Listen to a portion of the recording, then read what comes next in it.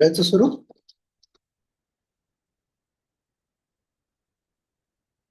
कोणाला चालेल. करायचं सुरू? हो. तर 67 पर्यंत आलेलो ना मागचे. 67वा श्लोक. दत्त महात्म्य 12वा अध्याय आणि 67वा श्लोक.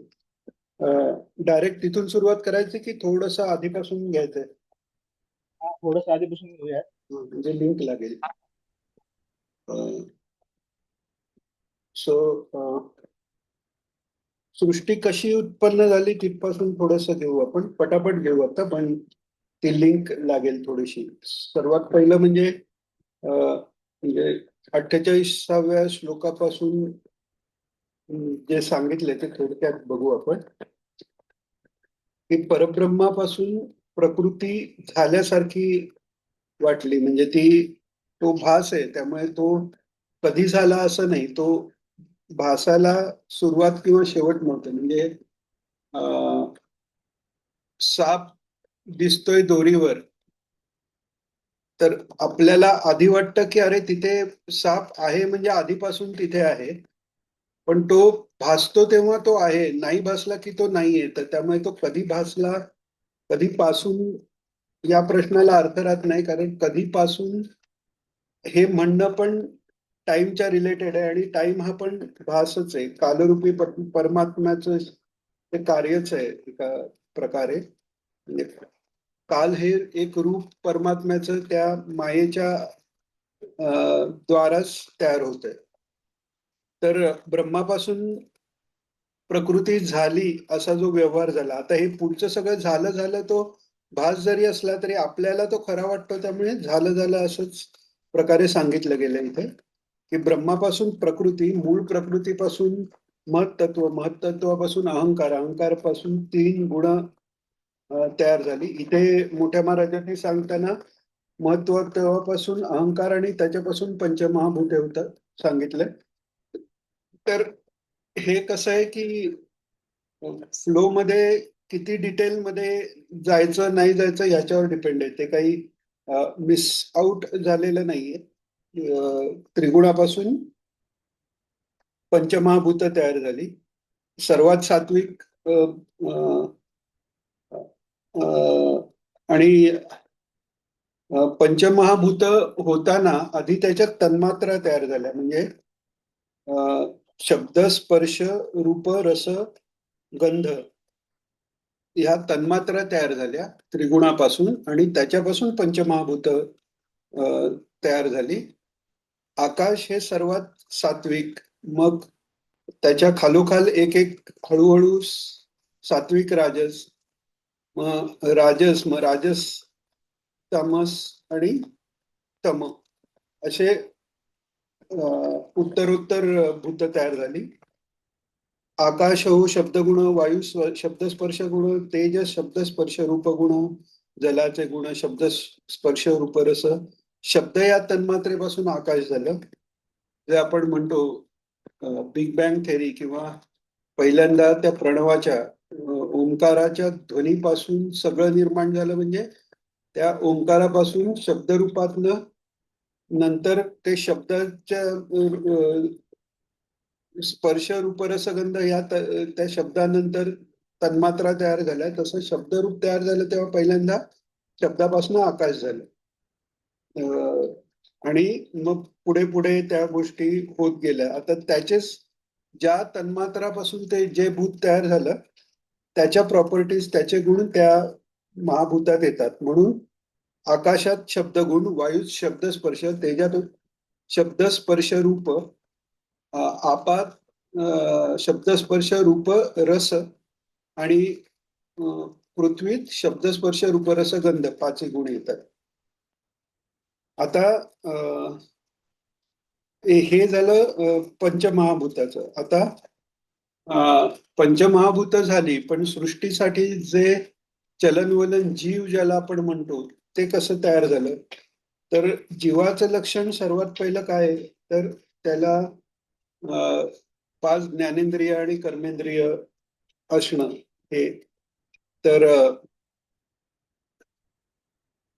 ह्या पंचमभूताचे जे आता जरी पंचमहाभूत अशा आकाश हे खूप सात्विक आहे किंवा पृथ्वी ही जास्त तमोगुणी आहे, तरी प्रत्येक ह्याचे नंतर पंचीकरण झाल्यामुळे प्रत्येक भूतात बाकी भूतांचे गुण आहेत आणि सगळ्यातल्या सत्वांशापासून 5 ज्ञानेंद्रिय झाली. म्हणजे ती कोणती तर श्रोत्र म्हणजे ऐकण्याचं इंद्रिय, बाह्य कान नाही, ज्यांनी ऐकायला येतं ते इंद्रिय,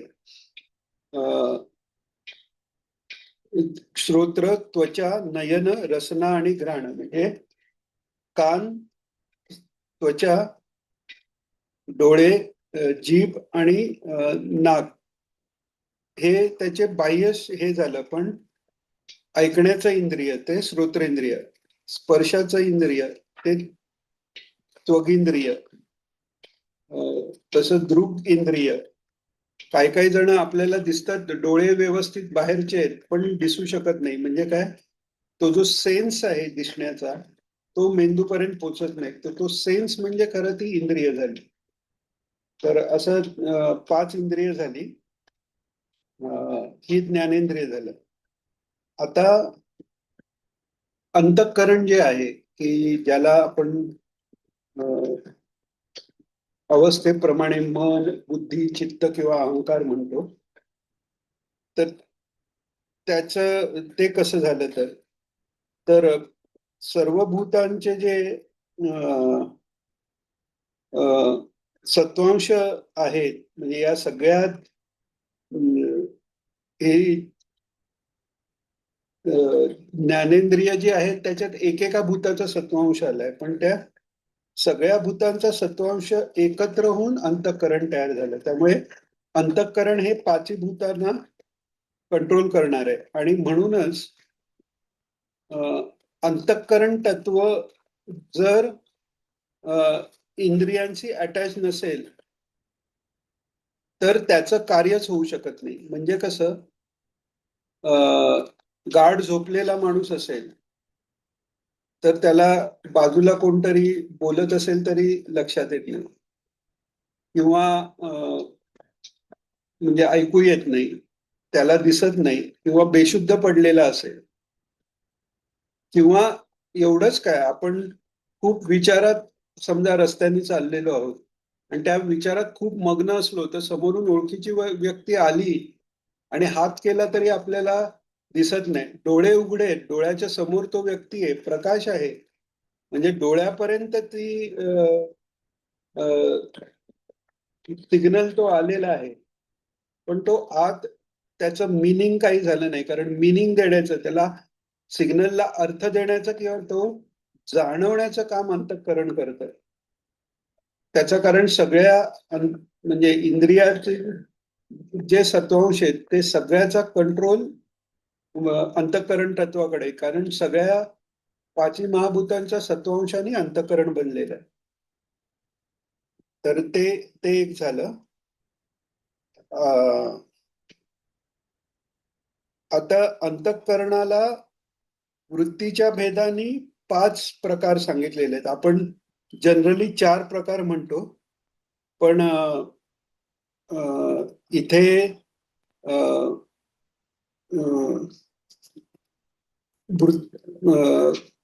एक 2 कॅटेगरीज आहेत. एक म्हणजे त्याचे स्टेज काय, त्यांनी आपण म्हणतो नेहमी जे देतो ते 4 प्रकार आहेत की मन, बुद्धी, चित्त आणि अहंकार, ते पण सांगितले. किंवा जे वृत्तीप्रमाणे प्रकार होतात ते पण 5 ते 5 प्रकार सांगितले. तर वृत्तीप्रमाणे प्रकार म्हणजे ज्या वृत्तीत मन असतं ते त्या वृत्ती रूप होऊन जातं. म्हणजे सच्चिदानंदाकडे जर मन लागलं तर त्याचं मनत्व गेलं आणि स्वतः सच्चिदानंद होऊन जातं ते. आणि साधन मार्ग तोच आहे. अशा लेव्हलला मन आणायचं की तिथे सच्चिदानंदात ते लागलं पाहिजे. सच्चिदानंदात लागलं की तद्रूप मन होऊन जातं. मन हे पाण्यासारखं आहे की जो रंग मिळाल त्या रंगाचं होऊन जातं. तसं सच्चिदानंद लागलं तर सच्चिदानंद होऊ लागतं. पण जेव्हा ते सच्चिदानंदात नाहीये म्हणजेच ते वृत्तीत आहे. आणि म्हणूनच आपण योगशास्त्राच्या इंट्रोडक्शन मध्ये पाहिलं की योगस चित्तवृत्ती निरोधा, म्हणजे या चित्ताच्या वृत्तीचा निरोध हाच योग आहे. कारण वृत्ती हेच आवरणामुळे ते अं, अं, ते आधी येऊन गेलं. ते लक्षात असेल तर मायेची दोन आवरणं सांगितले. एक अज्ञान आवरण आणि एक विक्षेप. म्हणजे तर अज्ञानाच्या आवरणाने म्हणजे अज्ञान ही झाकलं गेलं मूळ रूप. अज्ञानामुळे दोरी ही दोरी भासली नाही आणि विक्षेपाने ती भलतीच काहीतरी म्हणजे साप भासली. तर तेच वृत्तीचं लक्षण आहे. तर वृत्तीभेदे अंतःकरण पंचधा होतं जे मोठ्या महाराजांनी म्हटले ते 5 प्रकार कोणते? तर 5 वृत्ती. 5 वृत्ती कोणत्या? तर त्याच्यात प्रमाण, विपर्यय, विकल्प, निद्रा आणि स्मृती या 5 वृत्ती आहेत. तर याच्यातल्या कशात तरी आपलं अंतःकरण अडकलेलं असतं तेव्हा ते तद्रूप. म्हणजे त्या हिशोबाने त्याचे 5 प्रकार होतात. म्हणजे निद्रिस्त मन आहे का, मन स्मरण करते का, मन व्यवहाराच्या सत्तेत आहे, म्हणजे व्यवहारिक सत्ता जे जग भासतंय त्याला म्हटले विपर्यय त्याच्यात आहे का, विकल्पात. विकल्पात म्हणजे भासतंय एक पण माझी कल्पना वेगळी आहे. म्हणजे कसं की एखादा हितचिंतक आहे पण तो रूढ बोलतो, तो शत्रू वाटतो. पण एखादा शत्रू आहे तो समोरून गोड बोलतो, तो मित्र वाटतो. म्हणजे आपल्या कल्पनेनी ऍक्च्युअली जे व्यवहारातले जे भास आहे त्या भासापेक्षाही अस्तित्वात नसलेली, व्यावहारिक सत्तेतही अस्तित्वात नसलेलं असं जे वाटणं ते विकल्प झाला. तर ह्या 5 वृत्तीप्रमाणे पण 5 भेद आहेत. आणि शिवाय त्याच्या संकल्प विकल्प त्यात जेव्हा निर्माण होतात किंवा निश्चय होतो त्याप्रमाणे 4 भेद आहेत जे स्टँडर्ड सगळीकडे रिफर केलेले आहेत. ते मोठे महाराज इथे पुढे सांगतात की संकल्पात्मक ते मन, निश्चयात्मक बुद्धी जाण, चित्त करी अनुसंधान, करी मीपण अहंकार दे. मन हे अनालिसिस करणार आहे. बुद्धी ही निश्चयात्मक आहे, म्हणजे सगळं ठरलेलं आहे आणि मी त्याप्रमाणे वागतोय. म्हणजे माझ्या बुद्धीने मी निर्णय घेतलेला आहे की हे असं असं असं असं असं करायचंय. तर ती झाली बुद्धी अवस्था. जेव्हा मी हे करू का ते करू किंवा झालेल्या जे बाहेरच्या जगाकडनं जे स्टिम्युलस आलं, जे काही एक्सपिरियन्स किंवा जो अनुभव आपल्याला येतो त्याला कसं रिस्पॉन्ड करायचं याचा जोपर्यंत विचार चालतो तेव्हा ती मनाची अवस्था आहे. सगळा एक्सपिरियन्स संस्काराच्या रूपात स्टोर होतं किंवा संस्कार जे परत आणले जातात. स्मृती ही जी स्टेज आहे ती पण चित्त याच्यात येते की एक्सपिरियन्स स्टोर करणं, विशिष्ट त्याला अर्थ देऊन आणि ते रिकॉल करणं हे चित्ताचं काम आहे. आणि मी पण आहे ते अहंकाराचं काम आहे. म्हणजे सुरुवातीला सृष्टी उत्पत्तीच्या वेळी म्हणजे एक प्रश्न इथे असा येतो की आधी अहंकार सांगितला, त्याच्यानंतर त्रिगुण पंचमहाभूत सांगितलं आणि त्याच्यानंतर त्याच्या सत्वांशापासनं अंतःकरण त्याच्यात परत अहंकार कसा आला. तर पूर्वीचा जो अहंकार जो सांगितला गेला तो पूर्वीचा जो अहंकार आहे तो शुद्ध अहंकार आहे. तिथे फक्त असणं मुळे ती जाणीव आहे की आपलं अस्तित्व आहे, अस्मी अस्मी अशी जाणीव तिथे आहे. आणि तिथे आपण आहोत कोण तर सच्चिदानंद ही जाणीव आहे. त्यामुळे तो अहंकार बाधक होत नाही. परमेश्वर स्वरूप जे कार्य करतं ते त्या लेवलला करतं, त्यामुळे त्याचा अहंकार हा शुद्ध अहंकार आहे. त्याला कधीही भगवंतानी अवतार घेऊन राक्षसाला मारताना तो राक्षस वेगळा मी वेगळा अशी भावना त्याची नसते. तर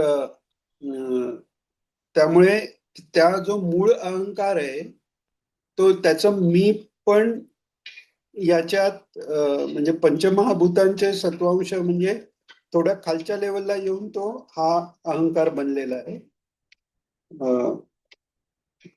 आणि मूळ जे अंतःकरण तत्व ते मूळ ते महत्त्वातच या पंचमहाभूताचा भाग आल्यामुळे ते अंतःकरण असं त्याचं आयडेंटिफिकेशन झालेलं आहे.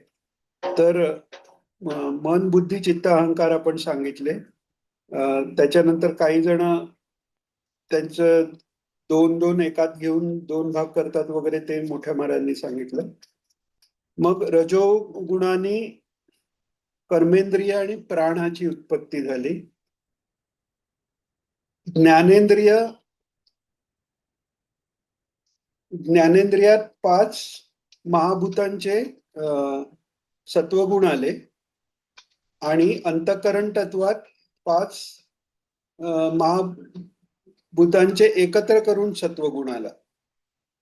त्यामुळे अंतःकरण आहे ते ह्या इंद्रियांना च स्वामी धरले, त्यांना कंट्रोल करतात. तसं कार्य क्रियाशक्ती ज्ञानेंद्रिय ही ज्ञानशक्ती आहे. ती ज्ञानशक्ती ह्या इंद्रियात आणि ह्या सगळ्या इंद्रियांची ज्ञानशक्ती मिळून ती मनात आहे. तसं कार्यशक्ती म्हणजे रजोगुणांनी या पंचमहाभूताच्या तयार झालं 5 कर्मेंद्रिय. म्हणजे ज्यांनी आपण 5 कर्मेंद्रिय कोणती तर बोलणं म्हणजे वाचा, जिभेत 2 इंद्रिय आहेत. एक टेस्ट ही ज्ञानेंद्रियात येते आणि बोलणं म्हणजे चव घेणं ही ज्ञानेंद्रियाचं कार्य होतं आणि बोलणं हे कर्मेंद्रिय झालं. तर वाचा हात हस्त पाद लिंग आणि गुद. वाचा हात पाय लिंग आणि गुद म्हणजे reproductory organ and excretory organ ही कर्मेंद्रिय आहेत. आता ही प्रत्येक गोष्टीच्या म्हणजे वाचा ही म्हणजे वाचा हात पाय हे एका एका महाभूताच्या रजोगुणाने तयार झाले आणि सगळ्यांचा रजोगुण एकत्र घेऊन प्राण तयार झाले. आता त्यामुळे प्राण जे आहेत ते ह्या कर्मेंद्रियांना चालवतात. तसं तर प्राणाचं कार्य आणि जसं मन आणि प्राणाचं कार्य इतकं जोडून आहे तसंच म्हणजे ज्ञान आणि कर्मेंद्रियाचं जोडून आहे. त्यामुळे प्राण जर स्थिर झाला तर मन स्थिर होतं, मन स्थिर झालं तर प्राण स्थिर होतात. तर ही 5 कर्मेंद्रिय सांगितली. आता प्राण जे आहेत त्यांचे पण कार्याप्रमाणे मूळ प्राण एकच असला तरी त्याच्या कार्याप्रमाणे त्याचे 5 भेद झालेले. प्राण अपान व्यान उदान आणि समान या 5 मिळून प्राण नाव आहे. पण त्यात पण एक प्राण हा सब कॅटेगरी आहे. प्राण अपान व्यान उदान आणि समान हे 5 वायू झाले. हे क्रियात्मक आहेत कारण रजोगुणाचं आहे. ज्ञानेंद्रिय कर्मेंद्रिय पंचप्राण आणि मन यांनी मिळून लिंगदेह तयार झाला. आणि हाच जो आपण म्हणतो आत्मा जन्म घेतो मरतो, तिकडे तो आत्मा हा जीवात्म्यासाठी वापरला गेलाय. कारण आत्म्याचं जन्म होत नाही मरण नाही. आत्मा आणि परमात्मा या 2 गोष्टी वेगळ्या नाहीत. जोपर्यंत मायेत आपण आहोत आणि तिथून मायेच्या बाहेर जाण्यासाठी आणि माहेरच्या बाहेर गेलेल्या वर स्थिती कशी आहे हे कळण्यासाठी तोपर्यंत आत्मा आणि परमात्मा हे 2 वेगवेगळे टर्मिनॉलॉजी वापरल्या जातात बाह्य फरकाने. आणि मग तत्वमसी सारख्या वाक्याने हे दोन्ही एकच आहेत हे दाखवलं जातं. तर त्यामुळे आपण प्राण गेला म्हणतो किंवा जीव गेला म्हणतो किंवा आत्मा गेला म्हणतो, तेव्हा तो जीवात्मा धरायचा, की तो पंच ज्ञानेंद्रिय, पंचप्राणे, कर्मेंद्रिय, अंतःकरण तत्व आणि प्राण हे घेऊन तो जातो. आता नंतर अज्ञानात कारण शरीर आपले आपण शरीर म्हणतो तेव्हा जनरली स्थूल शरीर म्हणजे बाह्य शरीर म्हणतो, पण सूक्ष्म शरीराचा भाग ही इंद्रिय आहेत. म्हणजे बाह्य दिसणारे कान नाक नाही, त्याच्या आत जे कार्य करणारी आहेत ती पाच इंद्रिय, हातापायाचं कार्य जे करतात ती जी शक्ती आहे किंवा ती ते सेन्सेस जे आहेत ती कर्मेंद्रिय, प्राण, पंचप्राण आणि अंतःकरण तत्व यांनी तो सूक्ष्म शरीर बनतं आणि ते देह धारण करतं. तर त्याच्यात जसं हे स्थूल शरीर आहे तसं सूक्ष्म शरीर कारण शरीर असंही आहे. आणि महाकारण म्हणजे सर्वांचं मिळून विराट आहे, त्याचं जे कारण त्याला महाकारण असं म्हटलेलं आहे. तर कारण शरीर, अज्ञान हे कारण शरीर आहे. आनंदमय कोशाचं ते घर आहे म्हणून सांगितलं. लिंग शरीर म्हणजे सूक्ष्म शरीर हेही आपण सांगितलं. याच्यात 3 कोश असतात. कोणते 3 कोश? तर अन्नमय म्हणजे स्थूल शरीर, प्राणमय म्हणजे ह्याच्या आत ज्या क्रिया चालू असतात प्राणाच्या द्वारे ते प्राणमय शरीर, मनोमय म्हणजे भूक लागणं, तहान लागणं, श्वासोच्छ्वास चालणं हे सगळं प्राणमय शरीर झालं. विचार करणारं मन, अंतःकरण तत्व सगळे ते मनोमय. आणि मन जेव्हा निर्णयाप्रत येतं तेव्हा बुद्धी तेव्हा विज्ञानमय. आणि जिथे गाढ झोपेत बुद्धीही नसते तिथे मन, अंतःकरण तत्व सुप्तावस्थेत जातं तेव्हा ते आनंदमय.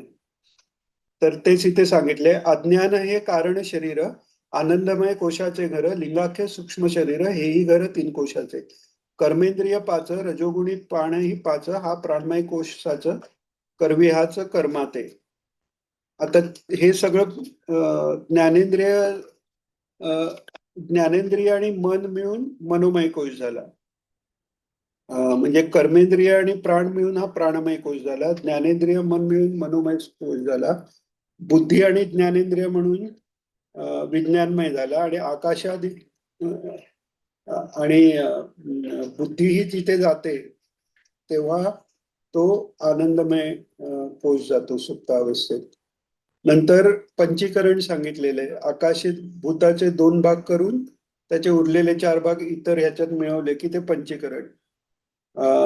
त्याच्यानंतर कशाने काय काय होतं ते सांगितलं. रोम, त्वचा, मांस, नाडी, अस्थि हे जे शरीराचे भाग आहेत. आता स्थूल शरीराबद्दल सांगतात, आधी सूक्ष्म शरीराबद्दल सांगितलं. हा कुणाल, तुला विचारायचं काय? जे आहे ते कोशात पण आहे, मनोमय कोशात पण आहे आणि विज्ञानमय कोशात पण आहे. नाही, तुझा आवाज येत नाही. हॅलो, आता येतोय? नाही, खूप कमी येतोय रे. हा, मोठ्याने बोल जरा. हॅलो. काय? हा, बोल. हा, ज्ञानेंद्रिय जी आहेत हा. मनोमय कोशात सुद्धा आहेत आणि विज्ञानमय कोशात सुद्धा आहेत का? हो हो. ऍक्च्युली कसं आहे की अंतःकरण तत्व आणि ज्ञानेंद्रिय एवढाच जेव्हा सेन्स आहे तेव्हा त्याला मनोमय आणि विज्ञानमय हे 2 कोशाचे लक्षण सांगितले. पण ते अवस्था कोणती आहे, म्हणजे मनोमय अवस्था जर असेल तर तेव्हा त्याला जास्त अस्थिरता आहे. त्याला अजून निर्णय झालेला नाहीये, म्हणजे डायरेक्शन पण नाहीये, म्हणून त्याला मनोमय कोश असं म्हटलेलं आहे. कारण त्याचं लक्षण दृष्ट्या एकदम वेगळं आहे. नाहीतर तसं म्हटलं तर अंतःकरण आणि इंद्रिय एकत्र म्हटलं तर मनोमय आणि विज्ञानमय कोश हा एकच धरता आला असता, पण तो वेगळा का धरलाय की डिस्टिंक्टली आपण म्हणजे हे वर्गीकरण कशासाठी आहे की आपलं बिहेवियर आपण कसे ऑपरेट करतो त्या वेगवेगळ्या वेळी आपण कोणत्या लेवलला आपलं जीवात्म्याचं कार्य चालू असतं हे कळण्यासाठी आहे. आणि त्यात मनाची अवस्था आणि बुद्धीची अवस्था ही मनाची अवस्था ही एक्सप्लोरिंग आहे, ती कुठेच नेलेलं नाहीये तिने, आणि बुद्धीची अवस्था निश्चित ठिकाणी नेणारी आहे. त्यामुळे हे दोन विभाग त्यांनी अंतःकरण तत्व आणि ज्ञानेंद्रियाच्या संयोगाचे हे दोन विभाग केलेत. म्हणजे जेव्हा मन एक्सप्लोर करतंय गोष्टी तोपर्यंत ज्ञानेंद्रियांकडनं त्याला इनपुट घ्यावं लागतंय. म्हणजे समवेअर ते जे मन आहे ते ज्ञानेंद्रियांवर डिपेंडंट आहे, आणि जेव्हा ते बुद्धी अवस्थेवरून निर्णयाप्रत येतं तेव्हा ते मग ज्ञानेंद्रियांना कसं काम करायचं ते अंतःकरण तत्व सांगतं. म्हणजे याचं क्लासिकल एक्झाम्पल महाराज देतात ते म्हणजे अर्जुन जो सुरुवातीला पहिल्या अध्यायाच्या वेळी सगळं सांगतो की असं मी माझ्या गुरूंना कसं मारू, माझ्या पितामहांना किंवा नातेवाईकांना कसं मारू, यांनी पाप घडेल, हे तो बोलतोय तोंडाने, पण त्याचं कन्फ्युजन आहे. जोपर्यंत कन्फ्युजन आहे तोपर्यंत मनाच्या अवस्थेत आहे, आणि ती अवस्था कठीण आहे. मनाच्या अवस्थेत असताना तुम्ही कोणतेही कार्य नीट करू शकत नाही. याचा अर्थ मनाच्या अवस्थेत राहायचं नाही का, तर मनाच्या अवस्थेत का राहायचं, बुद्धीची एक लेवल आले त्यापासून वर जातानाच जे अनालिसिस आहे तोपर्यंत ती मनाची अवस्था उपयोगी आहे. तिथपर्यंत पोचलं की परत एक बुद्धी अवस्था, म्हणजे आपण एक वरच्या लेवलला आपण गेलो की मग त्या लेवलनी कसं ऑपरेट व्हायचं. मुंज व्हायच्या आधी आपण एका प्रकारे ऑपरेट करतोय, झाल्यावर एका प्रकारे ऑपरेट करतोय, तारुणपणात लग्न व्हायच्या आधी एका प्रकारे ऑपरेट करतोय, नंतर वेगळ्या प्रकारे ऑपरेट करतोय. तो जो ट्रान्झिशन आहे तो ट्रान्झिशन करायची कपॅसिटी का दिले, कारण मायेत पूर्ण अडकलोय तिथून वर येण्यासाठी दिले. पण तेथे वर येऊन एका प्रॉपर डायरेक्शन नाही मिळाली तर ती मनाचीच अवस्था राहिली. मग त्यांनी माणूस कुठेही जात नाही. एक मार्ग ज्याला मिळतो, बुद्धी दुर्बुद्धी जरी असेल तरी तो एका मार्गाने खाली तर खाली जातो, सुबुद्धी असेल तर वर जातो, पण बुद्धी अवस्था नसेल तर तो तिथेच फिरत राहतो. त्यामुळे अवस्था या डिस्टिंक्टली वेगळ्या आहेत. मनाच्या अवस्थेत अंतःकरण मन या अवस्थेत असताना ते ज्ञानेंद्रियांकडनं ऑर्डर घेत आहे थोडंफार, आणि बुद्धी अवस्थेत असताना ज्ञानेंद्रियांना कंट्रोल करत आहे. म्हणून हे दोन कोश वेगळे धरलेले. आणि आपण हे पण पाहिलं असेल, आपण जेव्हा बराच विचार करत असतो, म्हणजे हे बरोबर का ते बरोबर, आपण असं केलं पाहिजे का तसं केलं पाहिजे, हे सगळं विचार करताना आपल्याला एक लक्षात येतं की आपलं आजूबाजूच्या गोष्टीबद्दलचा अवेअरनेस कमी होतो. कारण आपलं जी अंतःकरण आहे त्याची मेजर कपॅसिटी या कंपॅरिझन करण्यात जाते, आणि तेच बुद्धी अवस्था आली, काय करायचं क्लिअर झालं की मग आपण इथे अमुक करायचंय तमुक करायचंय. इव्हन आपल्याला समजा कोणी पाहुणे येणार आहेत, घर लावायचंय किंवा काय, तर पाहुणे येणार आहेत कळल्यावर काय काय करायचं विचार करताना घरात कुठे काय काय आहे हा आपण विचार करताना आपल्या मनाचा विचार राहत नाही, किंवा आपलं तयारी करायची म्हणताना घराकडे लक्ष राहत नाही, असा गोंधळ होऊ शकतो. पण एकदा ते ठरलं काय काय कसं करायचंय की मग आपण तसं करत जातो. म्हणून या दोन अवस्थेतला फरक दाखवायला म्हणून मनोमय आणि विज्ञानमय असे दोन भाग केले. समाधान झालं की अजून काही हो झालं. हा. तर मग नंतर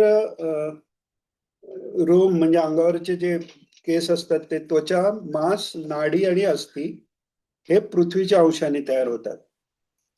नंतर आप म्हणजे उदक पाण्याच्या अंशाने लाळ, रक्त, स्वेद, शुक्र आणि मूत्र हे तयार होतं. पुरुषात शुक्र, स्त्रियात शोणित म्हणजे बीज. त्याच्यानंतर क्षुधा, तृषा आणि कांती जे चेहऱ्यावर तेज दिसतं किंवा काही कधी कधी कोणी टेन्शन किंवा डिप्रेशन मध्ये असेल तर तेज निघून जातं. तर तो जो तेज, जी चेहऱ्याला कांती एक येते, ती आहे याच तेजाचे अंश आहेत. क्षुधा, तृषा, कांती, अ, निद्रा आणि आळस हे तेजाचे अंश आहेत. तर तेजाचा निगेटिव्ह पार्ट आळसाच्या रूपाने येतो. त्यामुळे अ, जितकी तुमच्यात एनर्जी ते त्या प्रमाणात तुम्ही त्या आळसापासून लांब जाता. ते तेजाचे अंश आहेत. आणि वायूचे अंश काय, तर आपण मागे आधीच थोड्या वेळापूर्वी पाहिलं ते की वायू म्हणजे प्राण हा रजोगुणाचा, पंचमहाभूताच्या रजोगुणापासून झालेला आहे. आणि त्यामुळे तो जे कर्मेंद्रिय आहेत तेही रजोगुणापासून चालले. त्यामुळे प्राण या कर्मेंद्रियांना चालवतो. मग गमन, धावन, लंघन, आकुंचन, प्रसरण हे सगळं जे कार्य चालतं हे वायूचं कार्य आहे. मुख्य जो अंगात चपळपणा आहे, ऍक्टिव्हनेस जो आहे, तो वायूचं कार्य आहे. त्याच्यानंतर काम, क्रोध, लोभ, मोह, भय हे आकाशाचे अंश आहेत. आणि त्यामुळे ते अतिशय प्रबळ आहेत. कारण आकाशाचे अंश हे आकाशाच्या महाभूतात, आकाश या महाभूतातही असतात. जसा शब्द हा आकाशात पण आहे, तेजात, वायूत, आपात आणि पृथ्वीत पण आहे, तसं आकाशाचे जे अंश जे आहेत, म्हणजे तमोगुणी अंश जर म्हटले तर ते काम, क्रोध, लोभ, मोह आणि भय आहेत, हे आकाशाचे आहेत. आणि चतुर्विध स्थूलकाय, अन्नमय कोश हा, म्हणजे या सगळ्यांनी मिळून हा अन्नमय कोश सगळा पूर्ण तयार होतो. आणि जसं वर खाली प्रसाद, प्रासाद म्हणजे मजले करून राजा वर खाली कुठेही राहू शकतो, तसं जीवात्मा, जीवात्मा म्हणजे काय, मुख्य म्हणजे मन आपलं. मन जर इंद्रियच्या विषयात अडकून राहिलं, शरीराच्या विषयात अडकून, म्हणजे मला चांगलं खायला पाहिजे, प्यायला पाहिजे, स्पर्श चांगला पाहिजे, कपडे चांगले घातले पाहिजे, म्हणजे अन्नमय कोशात. पण ऍक्च्युअली भूक लागणं, ऍक्च्युअली तहान लागणं, हे जे आहे, हे आहे प्राणमय कोशात. मला दुःख झालं, आनंद झाला, हे सगळं मनोमय कोशात आहे. आणि माझा जेव्हा निर्णय होतो तेव्हा ते विज्ञानमय कोशात आहे. आणि गाढ सुषुप्तीत आनंद जो वाटतो तो आनंदमय कोश आहे. आणि त्या पंचकोशाच्या पलीकडे तुरीयावस्था आहे, तिथे ती आनंद जाणवतो, तिथलं जे अज्ञान आहे ते गेलं आणि पूर्ण आनंदाची प्राप्ती.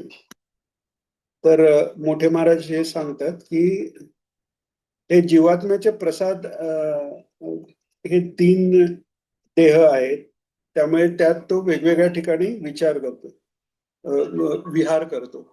ऑलमोस्ट आपला वेळ संपत आला आणि आपण फक्त मागची रिव्हिजन घेतली. तुला साधारण अजून किती वेळ आहे पुन्हा? 5:30 पर्यंत चालेल मला. हा, मग आपण इथे टाइम संपला ना तर परत जॉईन होऊ आणि 5:30 ला हार्ड स्टॉप घेऊ. हो चालेल. चालेल ना? हा. मग आता हे जसं व्यक्तीचं आहे तसं विराट स्वरूपाचंही तसेच देह असल्यामुळे आता ते कसे कार्य करतात ते स्वामी महाराज सांगतात. आता 68वा श्लोक सुरू करतो आपण, 12वा अध्याय. स्थूल देहाचा करुणी संग इंद्रियानी घेई जाग्रत विषय भोग विश्व नामक होई मग घे प्रविवक्त भोग सूक्ष्म देही.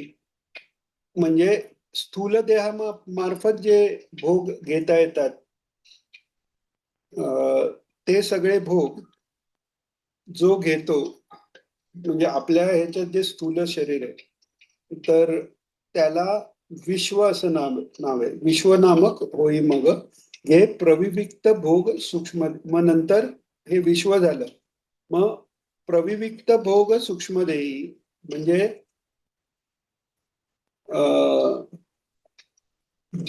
स्थूल शरीराने जरी भोग घेतला तरी तो मनाला त्याचा आनंद होतो. त्याला म्हणतात प्रविविक्त, म्हणजे त्याच्यातनं घेतलेला भोग कोणी घेतला तर सूक्ष्म देह. आता पुढे म्हटलंय जागृत वासना घेऊन तेजस नामक होऊन. आता जेव्हा जागृतावस्थेत ज्या सगळ्या वासना आहेत, म्हणजे जागृतावस्थेत आपण या स्थूल देहाचा अभिमान धरून आहोत, म्हणजेच अन्नमय प्राणमय कोशात हे आहोत. त्यात मन आणि बुद्धीचाही येतो, पण त्यात बाह्य शरीर प्राणाची जाणीव आपल्याला आहे. त्या जागृतीत जे जे काय करतो त्या वासना त्या सूक्ष्म देहात राहतात. आणि मग काय होतं, तेजस नामक होऊनी स्वप्नावस्था कल्पुनी एक असूनी अनेकत्व पाहे. म्हणजे जागृत अवस्थेत स्थूल देहानी जे काही मन प्राण यांच्याद्वारे ज्ञानेंद्रिय कर्मेंद्रिय जे भोग घेतं, जो सगळा विचार केला जातो, त्या वासना म्हणजे कोडिंग, ते कोडिंग होतं त्या सूक्ष्म देहात. आणि झोपल्यानंतर स्वप्नावस्था जी प्राप्त होते तिथे ते सगळं कोडिंग घेऊन मन एकच आहे, पण तेच मन तिकडे बहुरूप होतं. म्हणजे जसं विश्वाच्या उत्पत्तीच्या वेळी आपण असं म्हणू की या विश्वाचे जसे ब्रह्मदेव आहेत तसं आपल्या स्वप्नसृष्टीचे आपणच ब्रह्मदेव आहोत. म्हणजे एक ते मन असून, एकच तो जीवात्मा असून त्या स्वप्नात जे जे काय दिसतं, स्वप्नात आपल्याला कोणतरी मारतोय, आपण कोणाला तरी मारतोय, आपल्याला रत्न वगैरे सगळे मिळत आहेत, वेगळाच प्रदेश दिसतोय, जे काय सगळं दिसतं ते आपलंच मन झालेलं असतं. म्हणजे काय होतं की एक होऊन सुद्धा, एक असून सुद्धा तो अनेकत्व पाहत. आणि तोच म्हणजे या सृष्टी निर्मितीत पण तोच भास जेव्हा एका विराट स्वरूपाला झाला आणि त्याला अनेकत्व भासायला लागलं, ते अनेकत्व म्हणजे आपण सगळे होत. आणि आपल्याला जे स्वप्नात अनेकत्व वाटतं तेही आपलं मनच आहे. तर अशा पद्धतीने हे जाणून घेणं सोपं जातं. तर हे लक्षात आलंय ना? हो. हा. तर त्यामुळे स्वप्नात आपलं रूप हे तेजस हे रूप असतं.